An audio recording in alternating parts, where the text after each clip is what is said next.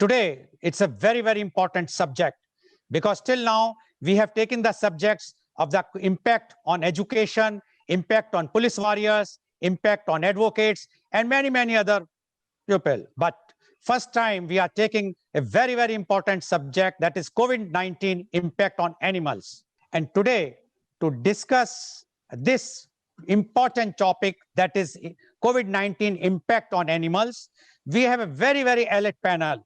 And I would like to introduce my first guest.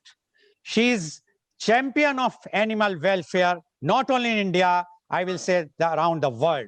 And she is none other than Srimati Maneka Sanjay Gandhi. Welcome, madam, to our show. Mrs. Gandhi is the chairperson, People for Animals. She is a renowned activist who works on behalf of animals, poor people, and the environment. Mrs. Gandhi is a born politician. She is the 8th-time member of parliament. She served as the Minister of Environment from 1989 to 91 and as the Minister of Welfare, and was appointed as chairwoman of the Committee for the Purpose of Control and Supervision of Experiments on Animals, CPCSEA. Under her direction, unannounced inspections of laboratories where animals are used for scientific research were conducted, and abominable condition and cruelty were documented and exposed. Mrs. Gandhi has single-handedly created the climate for animal welfare in India. From making her first animal shelter in the country in 1980 to assisting thousands of other animal shelters to be set up, Mrs. Gandhi has changed the lives of millions of animals.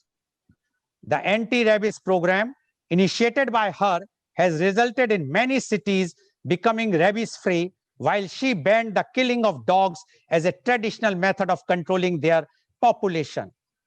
Her ambulances and hospitals saves over 5,000 animals each day.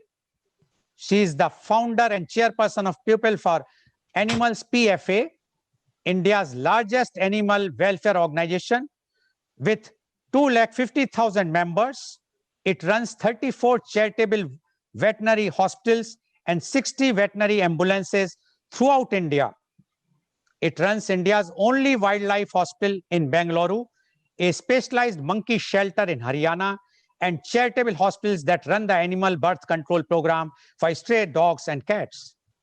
She is the managing trustee of the Ruth Goel Foundation, which runs the Sanjay Gandhi Animal Care Center, SGACC, in New Delhi, the largest charitable animal welfare facility in Asia. She got landmark judgments from several high courts in favor of animal welfare.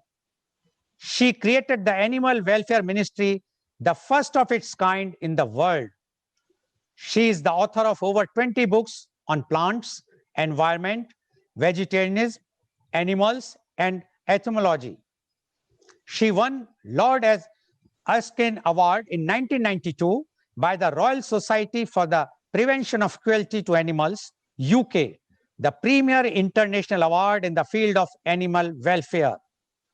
She won many national and international awards for work on animal welfare and environment. Recently, she was awarded the Peter Singer Award for Animal Activism for 2020 in Berlin.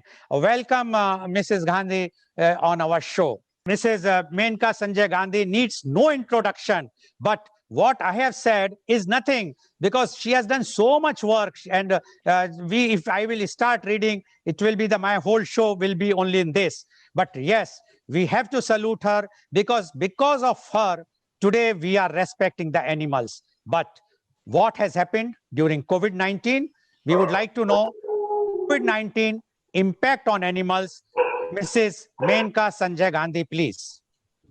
Well, to begin with, let us start by saying that no animals, specifically dogs, cats, or street animals, no monkeys can either get or give the coronavirus.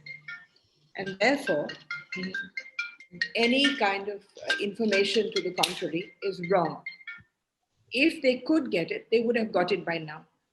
every few months, there is some newspaper report saying one dog in China has got it, or one cat in America has got it. But it is not true. They cannot. All the scientific research on them has said that they can neither pass it on, they can neither get it, nor they give it. So we are completely safe with them. What has happened during this COVID time has been not good. For one thing, as soon as there was a lockdown across India, all the restaurants, all the dhabas, all the people feeding them had to immediately stop or shut down, thereby depriving them of all their known sources of food. What has happened, however, is two things.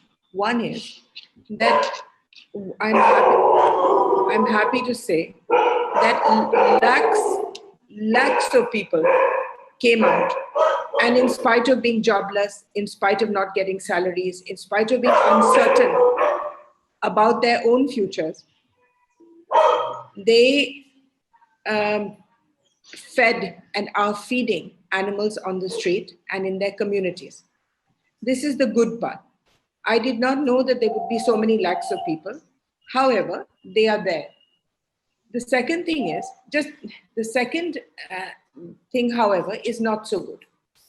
People, earlier on, you were discussing with Sanjana ji that the return of the family, the return of good air, all this is rubbish. It's what we would like to think, because we believe that human beings have a better side that will emerge given the slightest opportunity. But it doesn't work like that. People who have been locked up now for 4 months, 5 months, there is no question of them becoming closer to their families. In fact, it has brought out the worst in most people. They have started quarreling with neighbors, they've started quarreling with the community. There has been a huge increase in violence and hostility. And this you can check from the police. And the first instance and the most prominent instance of violence and hostility by people who are fed up with being locked up, are frustrated with their futures, uncertain about their own lives, has been on animals and on women who specifically feed animals. Not only has it been on women inside communities, but it's been women who come out, because 70% of the feeders in India of animals are women. And when they come out, they take great care to wear gloves, to wear masks, to avoid meeting people. So they come out at 11 at night, they come out at 6 in the morning, they sacrifice their own time and come out at a time when women are scared to come out. But they come out to feed animals. And during that time, you'll find men waiting for them to abuse them, to try and wreak some kind of violence on them. There has been a huge increase in poisoning cases. We find one every day, somewhere or the other. There's been a huge amount of beating and killing of street animals for no reason at all, and done by people who are jobless, untrained. The worst in this entire scenario has been the animal. No, I'm sorry, not the animal welfare. The worst has been the what we call RWAs, the societies. Now, what happens in a community, especially in buildings, is that people who stand for election are usually old, and I would hesitate to use this word, but it's true, old fools, who are used to a small amount of power. He has been a clerk in some power corporation.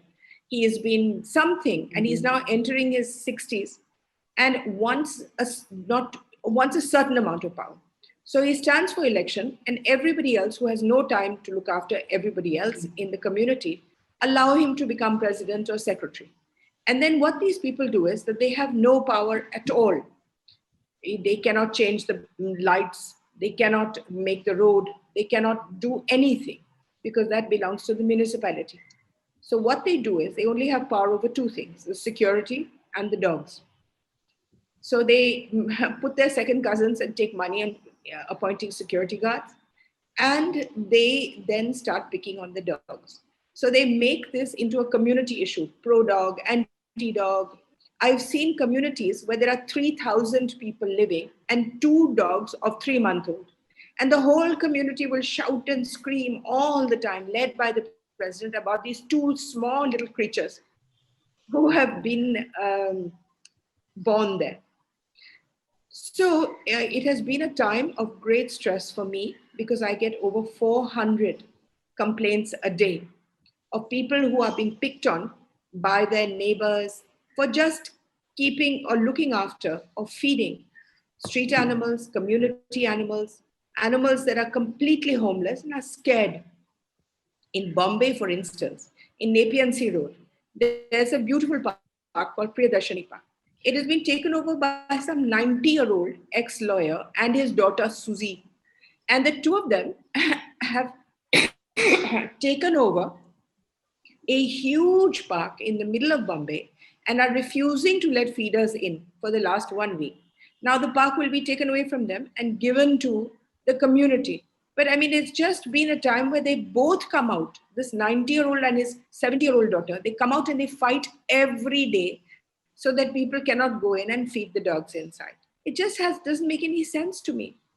So this has been a time of stress. It's not been a happy time for families because men have paid very little attention to their families. They have spent most of their time watching TV, eating a lot. Everybody's come out fatter. Um, very few values have been inculcated on community living. After all, you are going to be living next to the same people all your life. Why not be kinder to them? Why not be kinder to the world? We've had complaints like people coming out and beating up neighbors who are not even there. They are about 6 houses away, and they have let their dog into their balcony to see the sun. And these people have shouted and screamed. There have been communities in which they have forbidden them to feed the birds. This makes no sense to me, but it completely makes me believe that nothing is going to improve the human race. Seriously. This was a time of great kindness, great compassion. We had been, even the Prime Minister in his first speech had said that please come out and feed the animals. Even 3 days ago, he had given a picture of him feeding peacocks, which was indicative and which was his way of saying that feed the birds, feed animals, share of yourself. So on one hand, I'm extremely proud that thousands of people, especially women, came out and in spite of their own uncertainties, are feeding animals and are looking after them. And on the other side, I'm really, really sad that people have come out of their way to poison, to hit, to beat, to hurt, not just animals, but people as well. If you ask the police, they're saying that complaints to the police on violence has almost doubled during this period.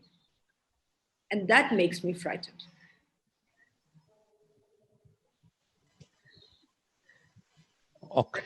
Okay. Thank you, Mrs. Maneka Gandhi, for giving your views. And she has very clearly mentioned, she says, yes, initially the positive side was that lakhs and lakhs of people started feeding the stray dogs and the animals. Still feeding.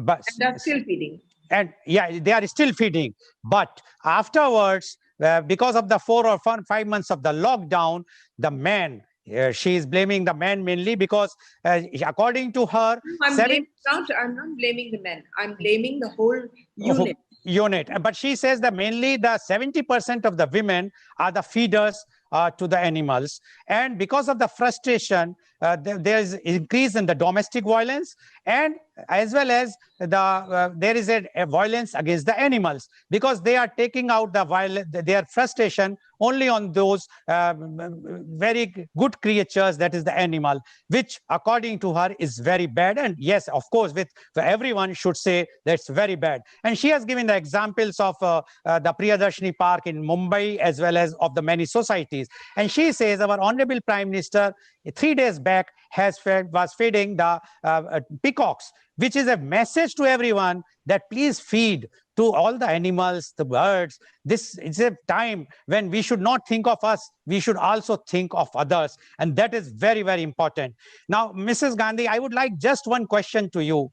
Do you think what government and NGOs have done for animals during COVID is sufficient? I don't think government has done anything. I don't think government has done anything. A small amount has been done by police people, and that too depending on the individuals.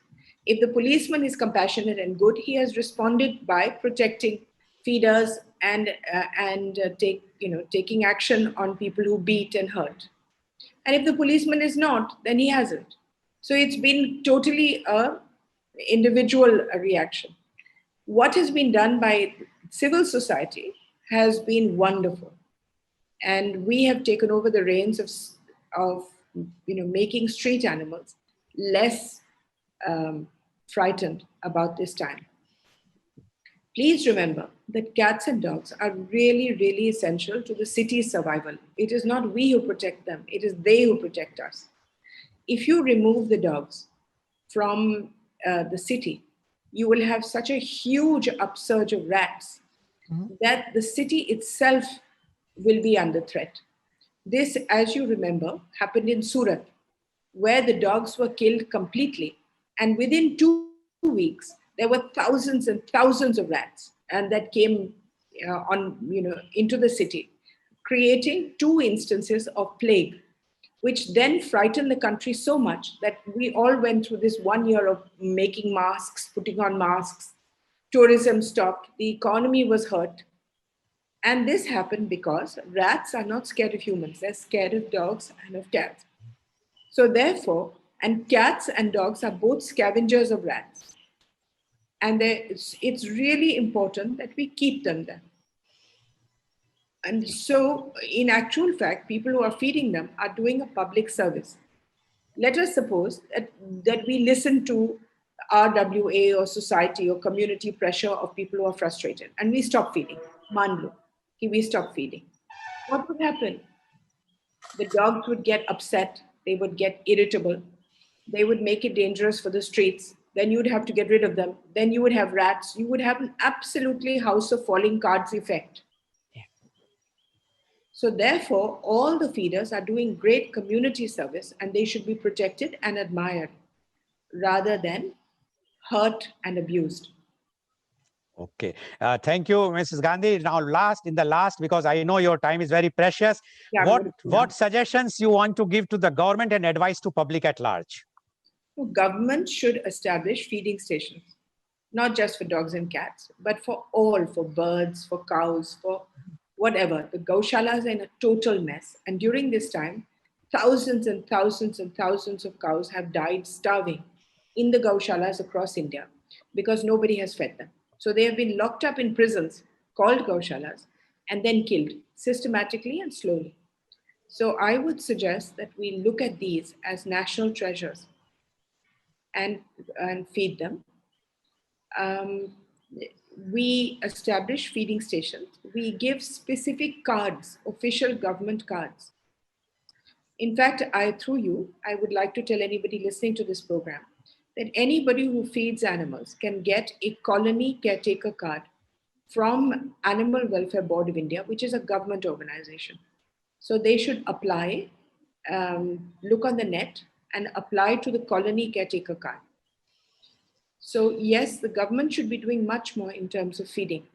We have had one or two municipal, like for instance, Naveen Patnaik, started a feeding program immediately in every municipality as soon as lockdown was started. And that is a wonderful, he's the only CM who did this. There have been several DMs who have been kind and compassionate and have done it on their own. In Assam, in Bongaigaon, in other places where we have had good, thoughtful DMs who realize that this is an important part of administration. They have cooperated and brought out food. And I would urge all the other DMs, DCs or whatever they're called, to come forward and take part in the feeding. And also to protect the feeders. I would like to thank the police commissioners of Delhi, Mumbai, because they have been extremely sensible in establishing feeding times in which they have said 2 hours in the morning, 2 hours in the evening. Even during the worst time of lockdown, they have allowed feeders to come out. And they have liberally, especially in Delhi, given feeding passes. So I would like to thank the commissioners of police for being so sensitive. Thank you very much, Mrs. Gandhi, for giving your such a valuable advice and suggestions. And you have raised a very particular point, and that is that this is the time that we all should come forward and feed the animals, the birds, because after all, they are not depending on us. According to Mrs. Gandhi, we are depending on them. If the dogs will not be there, we will be nowhere, because then she has given the instance of Surat, what happened in Surat because of the rats. So we must understand one thing, we are depending on them. And if we will have this thing in our mind, definitely we would not like to do anything against any animal, because after all, they are also living being, and we all are living being, and we should understand this is a very tough time, and we should all cooperate in this. Thank you very much, Mrs. Sanjay Gandhi, Maneka Sanjay Gandhi, for your Mr. thank you very much.